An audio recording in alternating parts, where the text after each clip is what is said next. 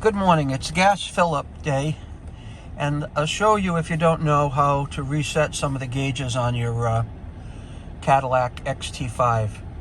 You've got a selection menu here. The right button selects the screen on the right-hand side, the left button, the center screen, left button again, the left screen. But I typically start out and I do the right screen. So I position myself on the right screen, I tag down, and I hit the select button until that resets, okay? Then I'll tag down again, tag down, I'll reset this until that changes. Tag down, reset this,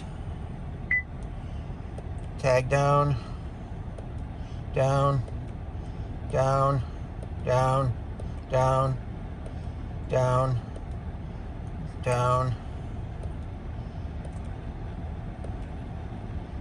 I reset my trip odometer, but I don't reset my trip 2 until I change my oil. All right, then I go back to the center screen, and that's it. That's about as simple as it gets.